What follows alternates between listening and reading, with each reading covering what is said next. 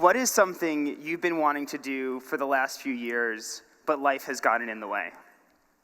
You go to work, you're exhausted, and you still have to find time to exercise, eat healthily, and spend time with friends and family.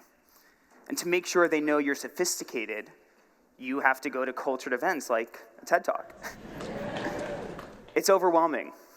When are you supposed to find the time to learn something new? When we think about learning a completely new skill, we get nervous. Succeeding at it may seem out of reach, or even just intimidating. For all of you Renaissance men and women out there, is there a project at work that you think will make a positive impact in the company, but it's a big time commitment with no clear end in sight, so it always ends up at the bottom of your to-do list?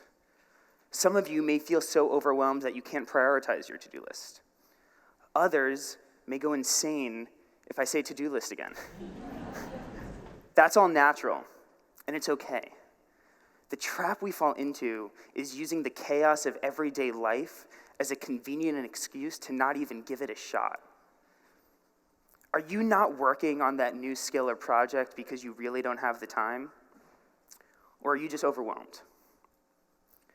Author Malcolm Gladwell popularized the phrase, "It takes 10,000 hours to become an expert."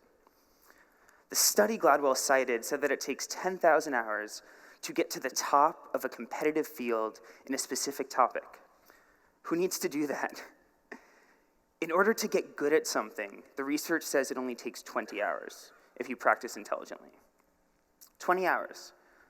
That's less than 45 minutes a day for a month. So now you have a choice. You could spend that 45 minutes getting incrementally better at your new skill, or spend it signing up for Geico 3 times a day for a month. I'll share my personal example.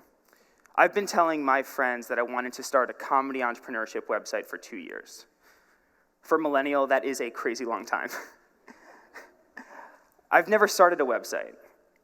Aside from the process of figuring out how I'd actually create this thing, I didn't know if I would be able to consistently fill it with enough engaging content, or if there was even a need for it. I had no idea where to start. And instead of getting better at web development, I was just getting good at coming up with excuses. To be fair, I needed to continuously rearrange my room for optimal feng shui. I have no idea what feng shui is. I definitely optimized for it. I wasn't being lazy. My life was just too chaotic to start.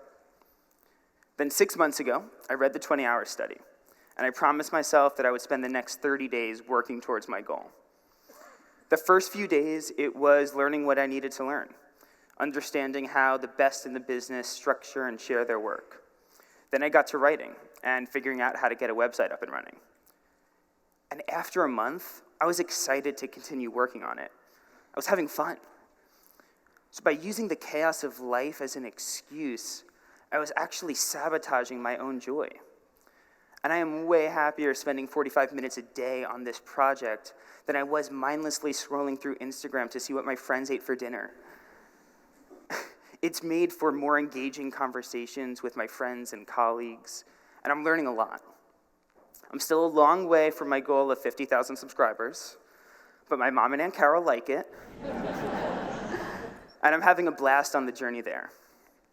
So, how can we set ourselves up for success by making our goals as easy as sending pictures of food to each other?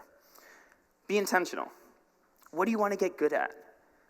If you've always wanted to get good enough at coding so that you could start your own business, then spend the next 30 days getting good at coding.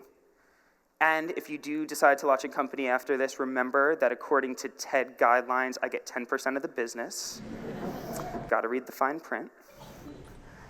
When can you consistently work on that? Depending on your work schedule, it could be best to tackle the hardest things first thing in the morning. Walk through coding tutorials for 45 minutes as soon as you wake up. Then commit. Commit to that 45 minutes a day for 30 days. Why make it harder than that? We seek out chaos and we love making excuses because in the moment it feels harmless and it's so easy. So, what do you really want to do? We're choosing to get these little hits of dopamine from liking pictures on social media in exchange for real, long-lasting joy and fulfillment. So what are you thinking of right now? What are you putting off? Let's stop using the chaos of everyday life as an excuse and start making the time to do it. Because why not? 30 days is nothing, and that nothing can change your life. Thank you.